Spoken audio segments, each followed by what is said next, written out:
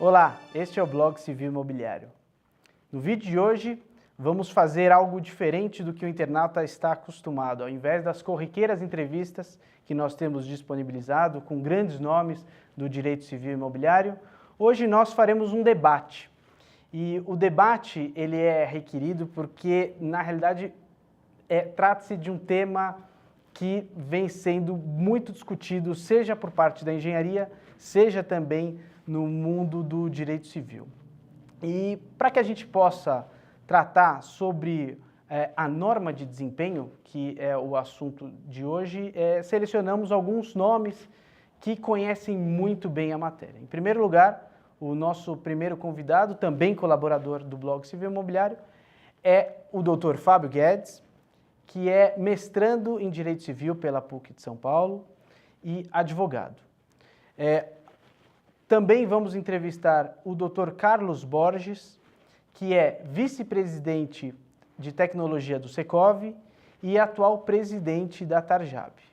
E por fim, também vamos entrevistar o Dr. Hércio Tomás, pesquisador do IPT. Posso adiantar aqui aos internautas que estamos trazendo, fora da nossa prática jurídica, dois nomes que coordenaram todo o início da norma de desempenho. Então, para começar o nosso debate, eu já desde logo me dirijo a palavra ao Dr. Hércio, perguntando de onde surgiu a ideia de criar uma norma de desempenho. Foi algo que o mercado requeria? Da onde surgiu essa ideia? Então, o conceito de desempenho vem da Europa pós-guerra, lá do ano 1950, 55, por aí. Com muitas cidades destruídas, havia necessidade de uma reconstrução rápida. Se fosse só pelos sistemas tradicionais de construção, demandaria um tempo muito longo. Então, um grupo de especialistas se reuniu e criou as primeiras normas de desempenho, que buscam praticamente resultado, né? As normas prescritivas tradicionais, elas normalizam entradas e a norma de desempenho normaliza saídas.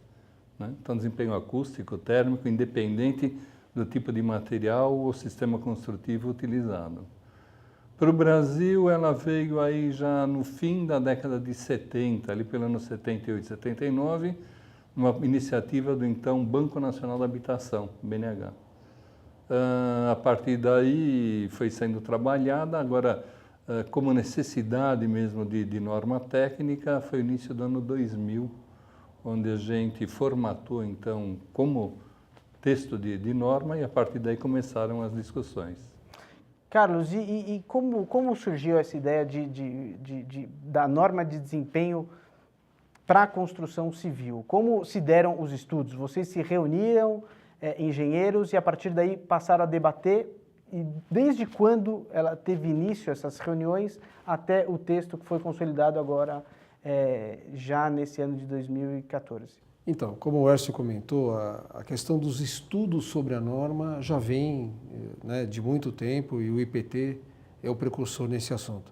A partir do momento que definiu-se fazer uma norma técnica de desempenho, a instituição que faz isso no Brasil é a BNT, é o Fórum Exclusivo da Normalização. A BNT ela não faz normas, mas ela regra a forma como as normas são elaboradas. Então, a partir do momento que oficialmente foi constituída uma comissão de estudos e aberto um processo para elaboração de uma norma técnica, isso tem que seguir os procedimentos da BNT.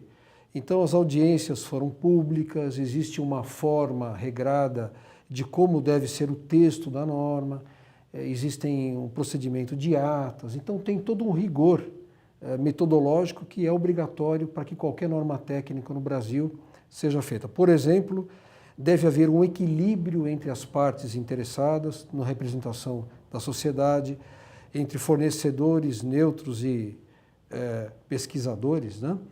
Então, esse processo ocorreu dentro do âmbito da BNT.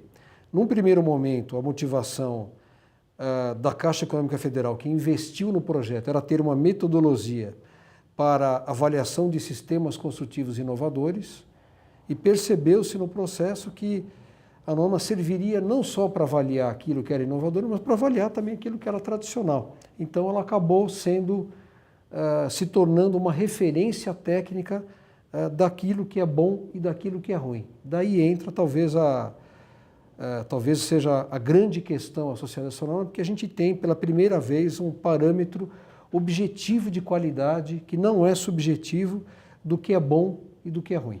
Isso é muito importante. Hércio, o nosso blog ele predomina em sua maioria formado por, sobretudo, estudantes e estudantes de direito. Então, desempenho do quê? Né? A que se refere esse desempenho? É um desempenho mínimo que as construções devem atender? Em quais sistemas? Então, desempenho pode ser traduzido por comportamento em uso, né? Então, a gente tem hoje no mercado, ainda no mercado brasileiro, lado a lado, muita qualidade embutida que o consumidor não percebe e, às vezes, a opção de escolher esse ou aquele imóvel é pela cor, pela textura, pela aparência. Como o Carlos falou, a norma de desempenho procura exatamente fazer uma separação, né? Então, a construção nova, todas elas são normalmente bonitinhas, recém-pintada, e ao longo da vida útil, depois de 20 anos, 30, 40 anos.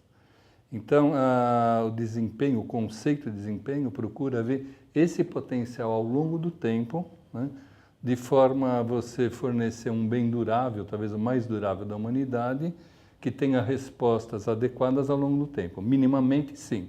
A norma de desempenho traz um diferencial. Ela estabelece parâmetros mínimos de desempenho.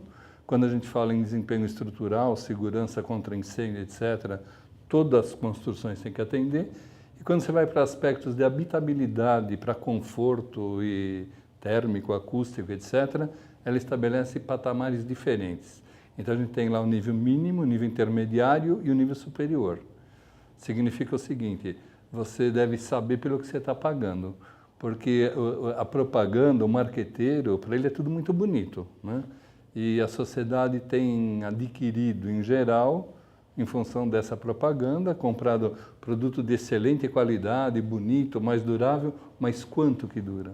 Então, o desempenho procura mais ou menos parametrizar isso aí. Fábio, agora a grande questão para nós seria, em primeiro lugar, que categoria jurídica que tem essa norma? Porque ela não é uma legislação, né? Ela não é uma legislação ordinária, estadual, ou seja ela municipal. Em virtude disso, há alguma obrigatoriedade de ser cumprida, de ser executada, de ser observada essa norma? A norma técnica, por si só, ela não seria obrigatória, mas a lei faz com que ela seja obrigatória.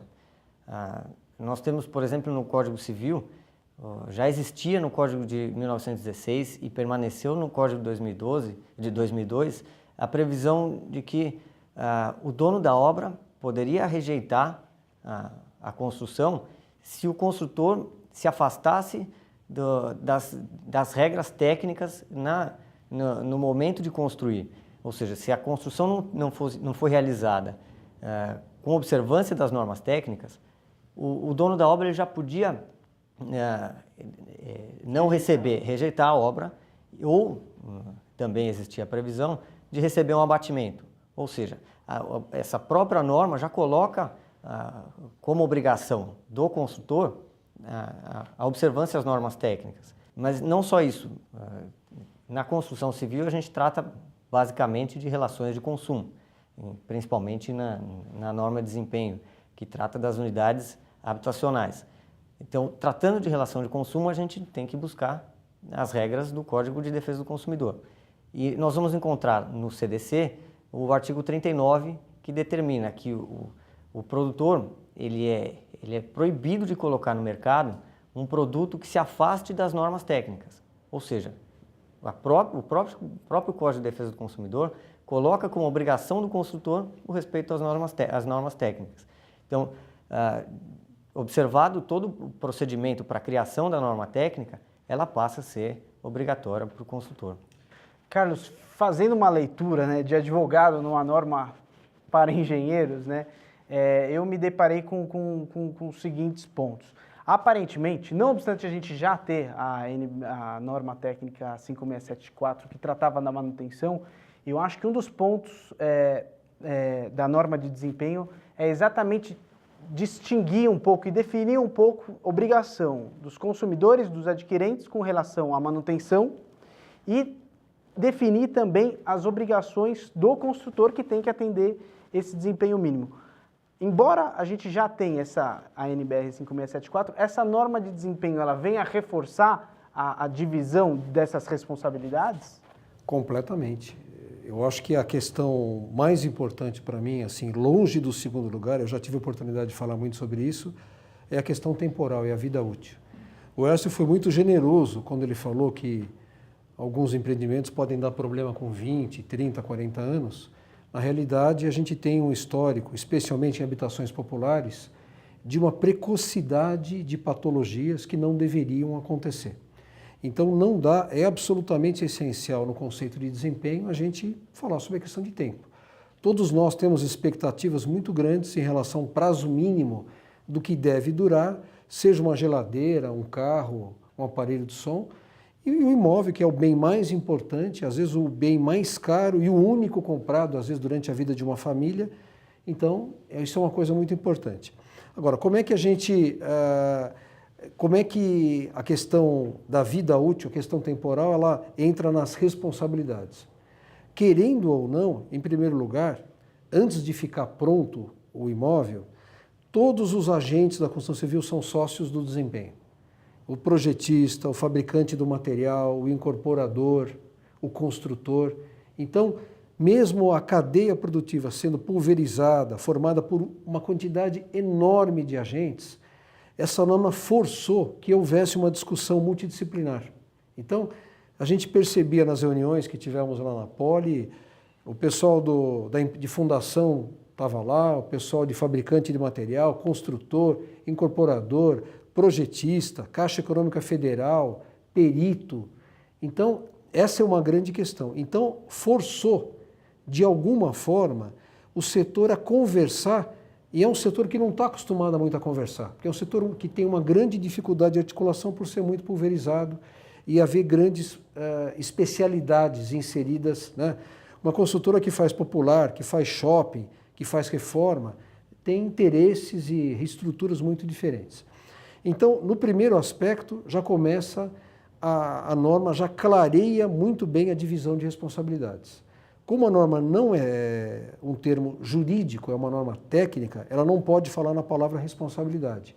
Então, a saída encontrada durante o processo foi criar a palavra incumbência dos intervenientes. Mas entre nós aqui, que ninguém nos ouça, o que a gente imaginava era a responsabilidade mesmo. Então, rastreia-se muito melhor agora com a norma o papel de cada agente, do projetista, do construtor, do fabricante de material. Esse já é um grande ganho inerente ao projeto, porque direciona e gera uma responsabilidade maior para cada um. Em segundo lugar, no pós-obra, aí entra aquilo que você comentou, porque o consumidor ele é diretamente responsável do desempenho ao longo do tempo. Se não houver manutenção corretiva e preventiva, cuidados de uso, não vai acontecer.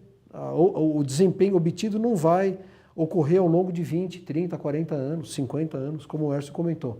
Então, eu acho que é um aspecto que todos são sócios do desempenho, querendo ou não, né? E a norma induz comportamentos ao deixar mais claro a responsabilidade de cada um. Hércio, eu acho que uma coisa que o Código de Defesa do Consumidor talvez tenha que observar e que de fato não tem como a gente negar, é muito diferente eu comprar uma unidade de um prédio do que eu comprar, por exemplo, um tênis, que a minha obrigação como consumidor é simplesmente usar e ele tem uma vida útil.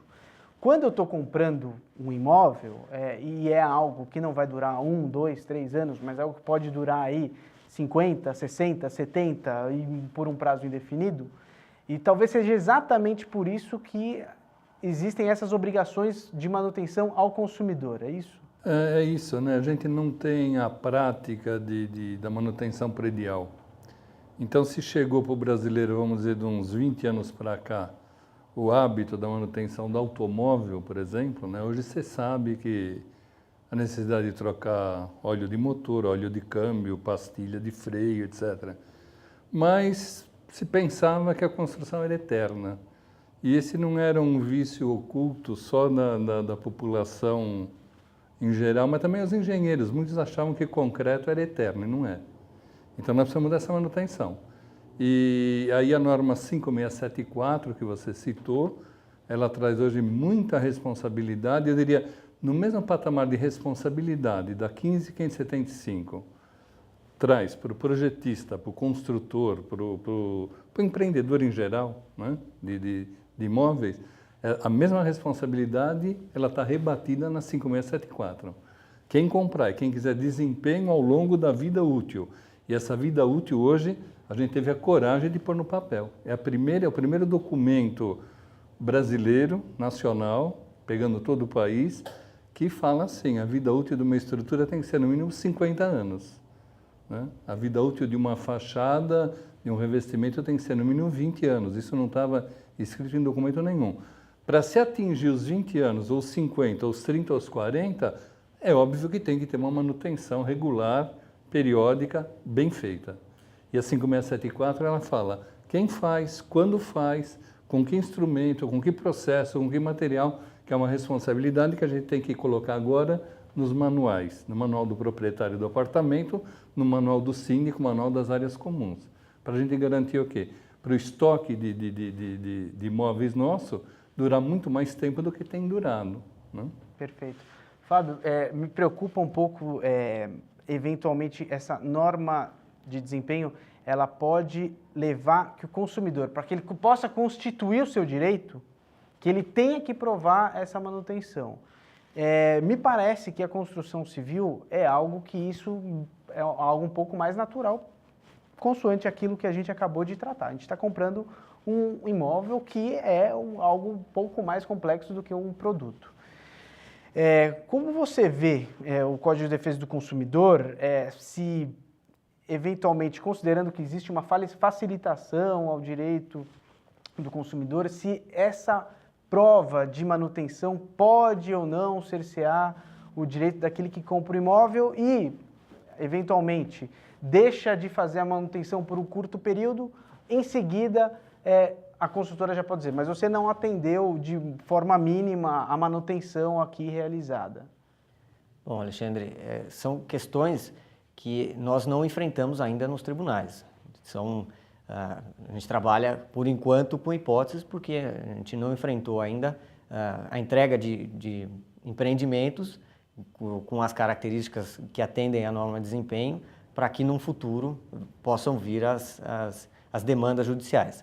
Bom, hipoteticamente, o que a gente pode visualizar é que a norma, agora, ela traz expressamente uma obrigação para o usuário, embora já existisse, mas agora fica mais claro que o usuário tem essa obrigação de cumprir aquela meta, aquele planejamento de manutenções que o projeto do empreendimento traz e que depois é passado nos manuais que eles acabaram de colocar. Então, inicialmente, a ideia que se tem é que o usuário ele tem que cumprir esse plano de manutenções para que ele possa ter o direito de dizer, olha, o problema não é da minha utilização, não é o mau uso que causou isso, esse vício, esse problema. Esse vício, esse problema vem ou do projeto ou da execução do projeto. Então, inicialmente, é essa a ideia que se tem. Mas a gente consegue visualizar que, na seara do consumidor, pode ser que, ainda que ele faça a prova que ele fez a manutenção, ele não consiga demonstrar que esse vício é do construtor. Então, isso vai acabar sendo analisado caso a caso, mas a gente consegue até imaginar que, numa determinada situação, apareça um vício e a construtora venha alegar que aquele vício só apareceu porque o usuário não fez a manutenção no prazo correto, de acordo com o manual de reparos que ele devia fazer. Aí vai caber, no caso a caso, analisar se aquela específica, aquela determinada manutenção, aquele reparo, aquela substituição de material que ele deveria ter feito e não fez, se aquilo vai ser a causa determinante daquele problema que apareceu. Então, a análise caso a caso vai demonstrar que se é problema disso ou se, eventualmente, aquela especificação que foi colocada no projeto, ela é um pouco, digamos, abusiva. Você coloca um prazo muito exíguo para fazer uma determinada manutenção e isso não seria a causa não seria o suficiente para causar esse tipo de problema. E aí também o perito vai acabar tendo que analisar essa questão, se enfrentar isso, se aquela falta de manutenção específica ou o atraso naquele tipo de manutenção pode causar um problema que seja imputável ao consumidor ou ao construtor. Carlos, com relação à manutenção, cabe aos próprios consumidores, aos usuários, realizarem essas manutenções. Mas o consumidor sabe fazer essa manutenção? Assim, o manual do síndico ele é bastante explicativo. Agora, se ele precisar de algum auxílio, as construtoras elas têm um departamento, estão se modernizando para ter um departamento de assistência técnica nesse auxílio técnico? Sem dúvida. Eu acho que tem um aspecto importante, o Erso citou muito bem a norma NBR 5674, que regra a elaboração de programas de manutenção corretiva e preventiva, que são essenciais para que o desempenho seja obtido ao longo da vida útil. Existe uma outra norma, que é a NBR 14037, que fala sobre justamente o conteúdo que deve ter os manuais do proprietário e das áreas comuns.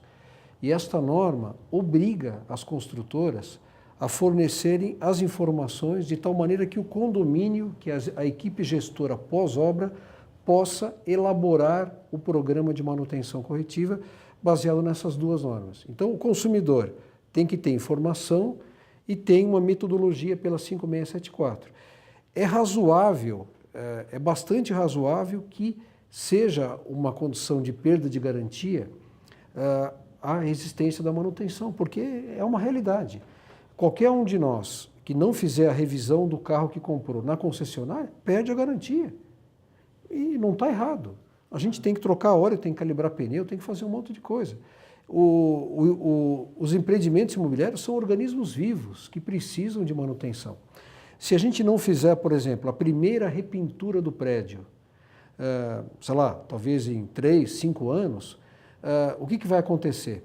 Aquela acomodação natural que o prédio tem nos primeiros anos vai gerar microfissuras que, se não forem tratadas junto com a primeira repintura, vão potencializar infiltrações que vão comprometer a vida útil. Então a gente tem um processo que é sequencial.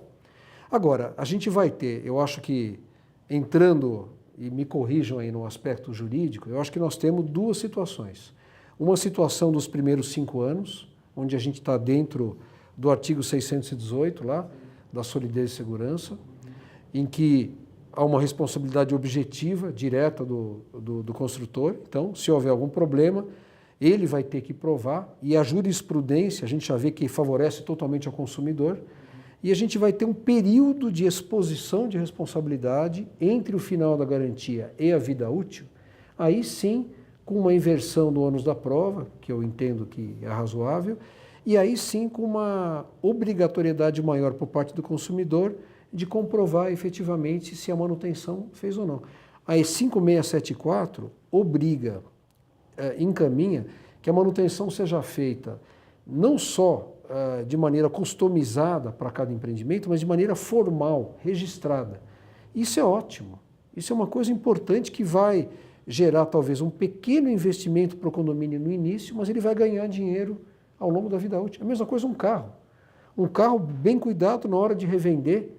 O Erso, o Dodge Charger dele aqui tem uma, né? Porque ele cuidou bem. E aí vai. Nós também, se a gente se cuidar bem, a gente vive mais. Né? Então, a gente tem, a profissão de facility, de manutenção, está em alta neste momento. Acho que um dos responsáveis é a norma e é muito bom para a sociedade.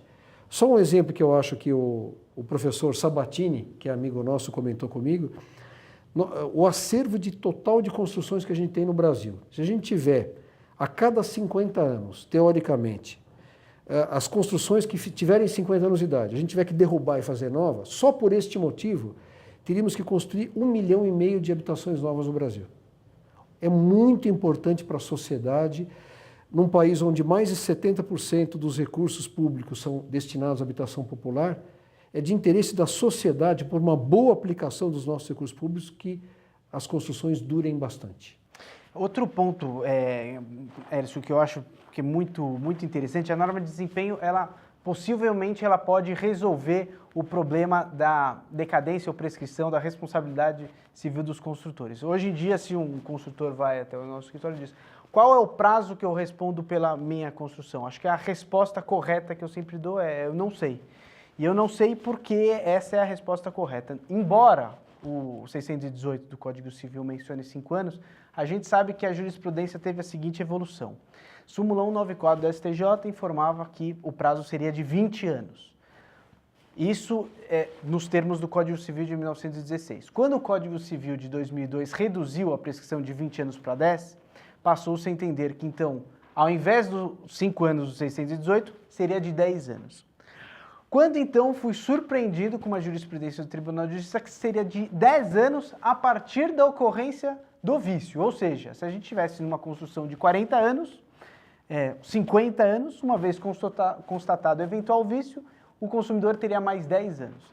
E a mais recente jurisprudência do STJ, inclusive que o Carlos Delmar também apresentou num evento do Secov, diz que o fornecedor ele tem que responder pela vida útil do produto. Enfim, qual o prazo da vida útil? Né? Eu acho que talvez, você acha que a norma pode nos auxiliar a responder essa questão e a gente possa, portanto, construtor, por uma questão de segurança jurídica, saber por quanto tempo ele é responsável por aquilo e o consumidor também, por quanto tempo que ele pode pleitear uma ação de reparação de danos, por exemplo? Bom, eu tenho falado aí em algumas palestras, em aulas, perguntado para a garotada assim, qual que é o bem mais durável da humanidade? Aí o cara fala, é a casa, é a habitação. E quanto tempo deve durar? Não sei. Em que lei brasileira que está isso? Em que código, em que norma? Em nenhuma estava. Então, assim, quando a gente fala vida útil, prevista, potencial, é possível, aquela possível de ser atingida. Mediante um monte de estudo científico, tecnológico, etc., mas principalmente pelo melhor laboratório que existe na vida, que é o que tem aí, o mundo real. Então a gente tem, por exemplo, em São Paulo, o prédio Martinelli, que deve estar aí pelos 80 anos, o prédio de Udia, no Rio de Janeiro, também por aí. Então, assim, a gente sabe que o concreto de 80 anos atrás era muito inferior ao atual e se conseguiu ter construção que predominam até hoje com esse concreto. O concreto de altíssimo desempenho de hoje é capaz de atingir 50 anos ou 75, como fala a norma no nível superior? Perfeitamente. Então, assim, esse horizonte que a gente falava, o arquiteto e o engenheiro sempre se omitiu de fornecer para a sociedade, e aí o jurista foi tratar sem entender do assunto, né? Então, o jurista, o juiz, o promotor, se baseava no quê para dizer que a construção tinha que atingir 20 ou 30 ou 40? Então, a sociedade técnica reunida, como o Carlos falou, ali tinha professor, pesquisador, construtor de empresas de enorme porte ou de pequeno porte, tinha o projetista, tinha o fabricante de material, e essa sociedade técnica fala assim, é possível se atingir vida útil de 20 anos, 30, 40 ou 50. Esse é o horizonte, esse é o parâmetro para o direito agora, né? E para ser atingido, obviamente, tem que ser mantido. Então, assim, a norma 5674 já existia, a 14037 já existia. O acervo de normas da ABNT, Associação Brasileira de Normas Técnicas para a Construção Civil, é perto de 1000. E qual foi o grande problema? O grande problema é que a sociedade brasileira não utiliza muito essas normas. O que vem fazer a 15575? Ela joga um grande foco de luz em cima da norma agora. Ela cita lá nominalmente, ela relaciona lá 200 e poucas normas que devem ser atendidas para se atingir o potencial da vida útil. Combinada com a 5674, que fala de manutenção, a 14037, que fala de manutenção e que já existia também. A 15575 joga uma luz em cima disso. Então, eu acho assim, o trabalho nosso, eu costumo dizer, a gente deixou para a posteridade. Para mim, a norma de desempenho demora de 5 a 10 anos para ser plenamente adotada e aplicada. Mas a gente deixou para a posteridade, a gente deixou esse parâmetro, esse balizamento para a sociedade civil, incluindo a arquitetura, a engenharia e o direito. Carlos, para a gente finalizar a nossa entrevista, na verdade o nosso debate hoje, eu gostaria de saber exatamente 2 pontos. Em primeiro lugar, uma pergunta totalmente de um leigo, né? Eu vi que há um desempenho mínimo, por exemplo, estrutural, de 50 ou 75 anos, como o Hércio mencionou. Ultrapassado esse período, o que significa? Significa que o consumidor ele tem de buscar uma consultoria, uma empresa de engenharia para que faça reforços estruturais para fazer a avaliação. Como funciona?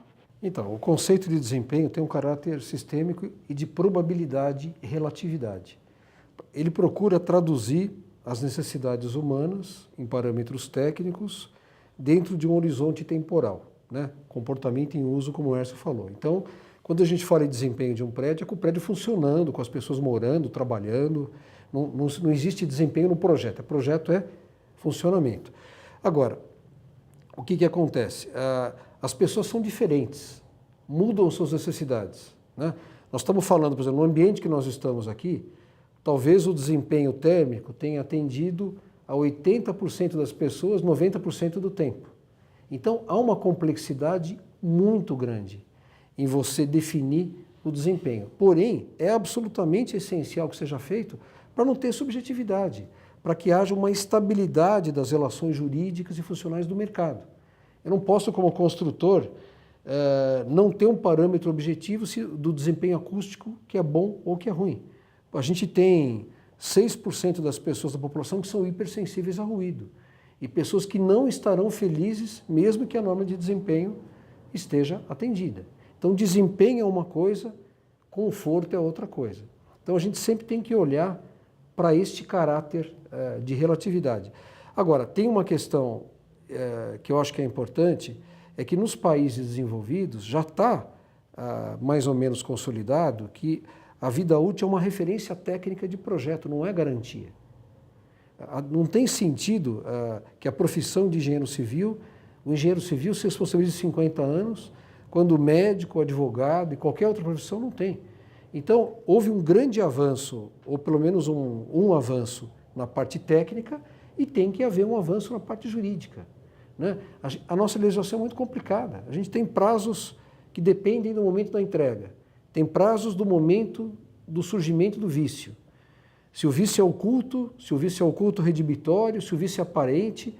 A gente tem diferenças entre Código de Defesa do Consumidor e Código Civil. A prescrição era 20, caiu para 10. Quer dizer, então, eu acho que está faltando, nós estamos num momento, uma necessidade, como já foi feito em outros países, de se criar uma lei de responsabilidade específica para a construção civil, que tem um caráter atípico em relação a qualquer outro setor da sociedade, que envolve uma multidisciplinaridade muito grande de profissionais, de conhecimento técnico, e acho que existe um outro passo. Eu acho que agora a parte jurídica, acho que como foi bem dito pelo Fábio, não se começou ainda a praticar a norma do ponto de vista jurídico, né? As empresas estão se mobilizando, estão tentando fazer como atender tecnicamente, mas vai ter um período que a gente vai aprender a trabalhar com isso, né? E aí eu acho que vai ter que também ter um regramento do ponto de vista jurídico, não sei se é uma lei, que vai também casar com isso e tornar aquilo que é uma coisa extremamente importante, que tem que ser feita no momento do projeto, não é outro momento, mas não tem sentido também, eu acho, que a responsabilidade de um profissional fique por 50 anos. A gente tem que encontrar uma solução, não sei se em 20 anos, por exemplo, se não surgirem patologias significativas, sistêmicas, se não for caracterizado um vício de origem, de não cumprimento de norma, seria razoável que se presumisse isenta a responsabilidade, assim como a gente presume que toda pessoa de 18 anos pode pedir uma carta. Não, a gente sabe que tem gente com 30 que não deveria ter carta, gente com 16 já poderia estar dirigindo, mas tem uma presunção legal porque você tem que ter uma linha de corte. Então a gente vai ter que criar alguma questão jurídica, no meu modo de ver, que ao mesmo tempo não atrapalhe a parte técnica e que equilibre o mercado como um todo. Hércio e Carlos, eu gostaria de agradecer. Eu acho que a norma de desempenho, desde logo, ela já, naturalmente, ela já está trazendo os seus efeitos, porque Os construtores estão procurando as formas de atingir o desempenho mínimo das construções. Logicamente que a gente ainda vai entrar em outras etapas, né, da entrega de uma obra com esse mínimo de desempenho, a eventual reclamação por parte dos consumidores a respeito desses novos edifícios já com o desempenho mínimo, saber como o direito vai lidar com tudo isso, mas eu acho que o trabalho de vocês foi brilhante, foi algo de fato voluntário, em prol não só da construção, mas para atender um bom desempenho nas construções civis. E então, para encerrar o nosso debate, eu gostaria de agradecer muito a presença de vocês e também do Fábio, que também é colaborador do nosso blog, e pelas brilhantes palavras e por todos os esclarecimentos que foram prestados. Obrigado. Obrigado a você.